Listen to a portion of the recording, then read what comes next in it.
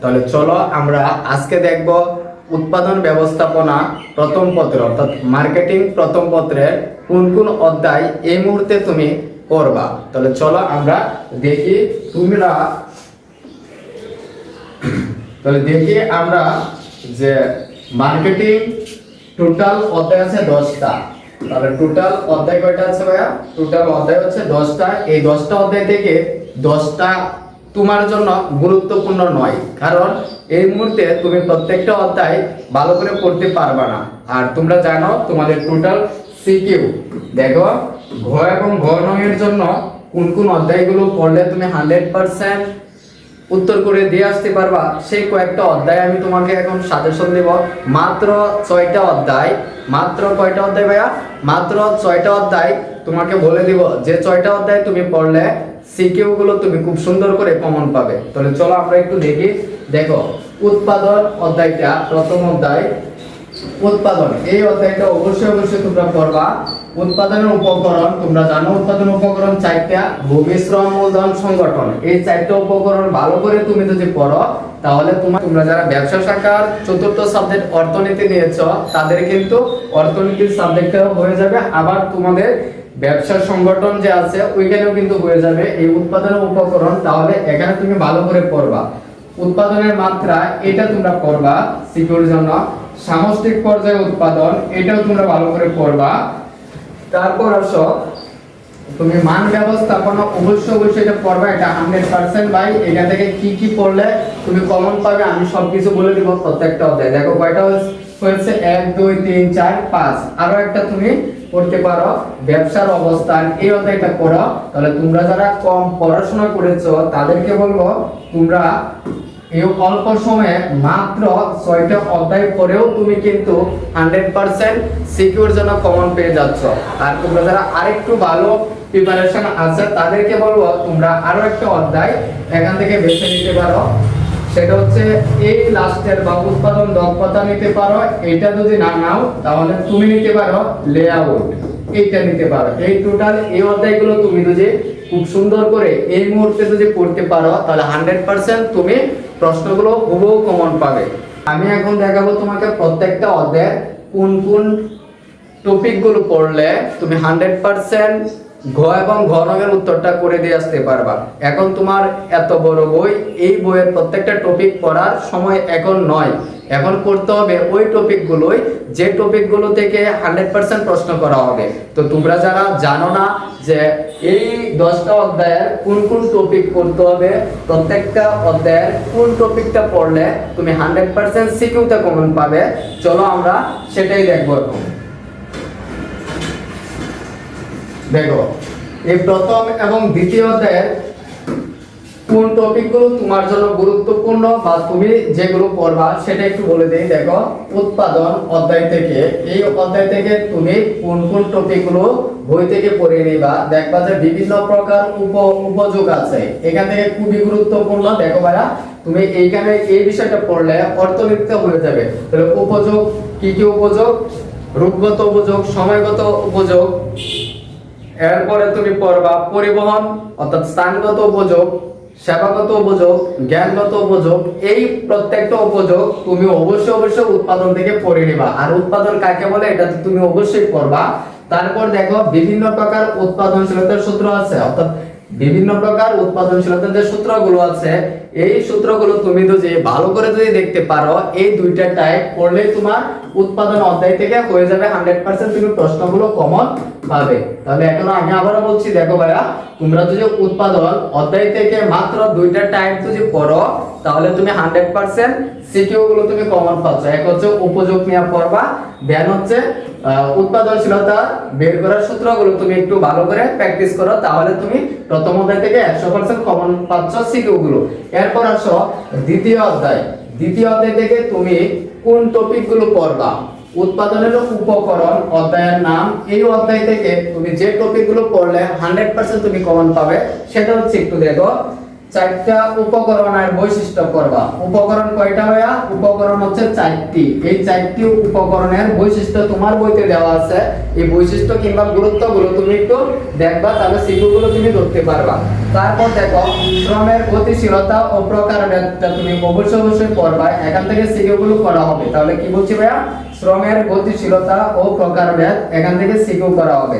আরেকটা হচ্ছে মূলধন গঠনের পর্যায় বা স্তর আছে চারটা। এই চারটা স্তর তুমি একটু শুধু করে স্তরের নামগুলো একটু দেখবা যেন সিকিউতে আসলে তুমি পারো। তারপর দেখবা সংগঠনের শ্রেণী বিভাগ আছে। সংগঠনের বিভিন্ন শ্রেণী বিভাগ তোমার বইতে দেওয়া আছে। এই টপিকগুলো তুমি যদি পড়ো তাহলে বিশ্বাস করো ভাইয়া উৎপাদনের উপকরণ অধ্যায় থেকে তুমি সিকিউ গুলো 100% ধরতে পারবা। তাহলে এই টপিকগুলো তুমি প্রথম এবং দ্বিতীয় অধ্যায় থেকে পড়বা।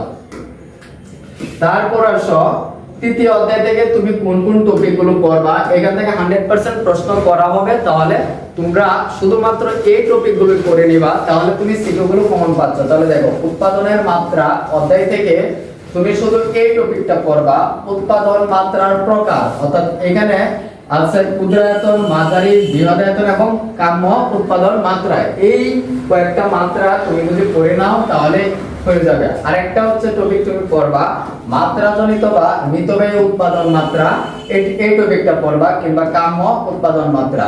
এই তিনটা টপিক তুমি যদি এই উৎপাদনের মাত্রা অর্থাৎ তৃতীয় অধ্যায় থেকে যদি একটু ভালো করে পড়ে যেতে পারো তাহলে আশা রাখছি তুমি সিকিউ গুলো কমন পেয়ে যাচ্ছ তৃতীয় অধ্যায় থেকে। এই টপিকগুলো একটু দেখবা। তারপর আসো আমরা দেখো চতুর্থ এবং পঞ্চম অধ্যায় থেকে কোন কোন টপিকগুলো তুমি পড়লে 100% সিকিউ গুলো তুমি কমন পাচ্ছ। তাহলে চলো আমরা একটু দেখি। দেখো চতুর্থ অধ্যায়ের নাম হচ্ছে সামষ্টিক পর্যায় উৎপাদন। সামষ্টিক পর্যায় উৎপাদন এই টপিক থেকে দেখো আমি তোমাকে বলে দিচ্ছি, অর্থনীতি তোমরা যারা নিয়েছো বা আছে তাদেরকে বলবো তোমরা অর্থনীতির প্রথম পত্রের সামগ্রিক আয় ব্যয়ের অধ্যায়টা পড়েছো, অর্থাৎ নবম অধ্যায়। নবম অধ্যায় ওইখান থেকে তোমরা বের করা শিখেছো কিভাবে জিএনপি, জিডিপি, এনএনআই বা এনআই বের করতে হয়। এই টপিকটা হচ্ছে মার্কেটিং এর চতুর্থ অধ্যায়ে দিয়ে দিয়েছে সামষ্টিক পর্যায়ে উৎপাদন। তাহলে এখান থেকে তোমরা এইগুলো বের করা শিখো। এখান থেকে যেন 100% বের করতে উত্তরগুলো করে নিয়ে আসতে পারো, কারণ এটা এখানে প্রিপারেশন নিলে তোমার অর্থনীতিতে প্রিপারেশন নেওয়া হয়ে যাবে। তাহলে একটু দেখো এনআই বের করা, তারপর জিডিপি, এনডিপি, জিএনপি, এনএনপি, অর্থাৎ এটা আয় এবং ব্যয় পদ্ধতি। তোমরা অবশ্যই ব্যয় পদ্ধতিতে ম্যাথগুলো বের করা শিখে ফেলবা, এবং আয় পদ্ধতিতে একটা সূত্র দেওয়া আছে, ওই সূত্রটা ব্যাখ্যা শিখবা। আয় পদ্ধতিতে কোনো ম্যাথ আসবে না, বা ওই সূত্রটা দেওয়া থাকবে, ওই সূত্রটা হচ্ছে তোমাকে ব্যাখ্যা করতে হবে। তাহলে এই দুইটা টাইপ এখান থেকে একটু পড়ো। তারপর এখান থেকে দেখবা চতুর্থ থেকে আরেকটা বিষয় দ্বৈত গণনার সমস্যা কয়েকটা দেওয়া আছে, ওই সমস্যাগুলো একটু দেখবা, তাহলে সেগুলো তুমি ধরতে পারবা। তাহলে আশা রাখছি তোমার চতুর্থ অধ্যায় নিয়ে আর কোনো সমস্যা থাকবে না। একটু কষ্ট করে হলেও এখন এই অধ্যায়টা তুমি কভার করার চেষ্টা করো, কারণ তোমার এই অধ্যায়টা অর্থনীতিতে আছে। তারপর দেখো পঞ্চম অধ্যায়। পঞ্চম অধ্যায়ের নাম হচ্ছে উৎপাদন ব্যবস্থাপনা। তো উৎপাদন ব্যবস্থাপনা এই অধ্যায় থেকে কোন দুইটা টাইপ পড়লেই তুমি 100% সিকিউ গুলো কমন পাচ্ছ, সেটা হচ্ছে একটু দেখো পণ্যের প্রকারভেদ। বেশ কয়েকটা পণ্যের প্রকারভেদ আছে, ওইগুলো সবগুলো তুমি পড়ে নিবা। পণ্যের প্রকারভেদ টপিকটা তুমি যদি পড়ো তাহলে এখান থেকে তুমি গ এবং গ নঙে এমসিকিউ তুমি কমন পেয়ে যাচ্ছ। তারপর এই টপিকটা একটু পড়ে নিবা। পচনশীলতা কিংবা কাস্টমাইজেশন, এই দুইটা টপিকে যদি পড়ো তাহলে পঞ্চম অধ্যায় থেকে তুমি সিকিউ গুলো কমন পাচ্ছ। তারপর আসো আমরা ষষ্ঠ এবং সপ্তম অধ্যায় দেখব। এই দুইটা অধ্যায় থেকে কোন কোন টপিকগুলো তুমি পড়বা। তাহলে দেখো ষষ্ঠ অধ্যায়ের নাম হচ্ছে পণ্য ডিজাইন। তোমরা যারা ষষ্ঠ অধ্যায় থেকে সিকিউ উত্তর করার চিন্তা ভাবনা করেছো তারা হচ্ছে এই টপিকগুলো একটু দেখবা। পণ্য ডিজাইনের প্রকারভেদ, বেশ কয়েকটা পণ্য ডিজাইনের প্রকারভেদ আছে, সেটা কি কি? ক্রিয়াগত ডিজাইন, রুচিসম্মত ডিজাইন, উৎপাদন ডিজাইন ও প্যাকিং ডিজাইন।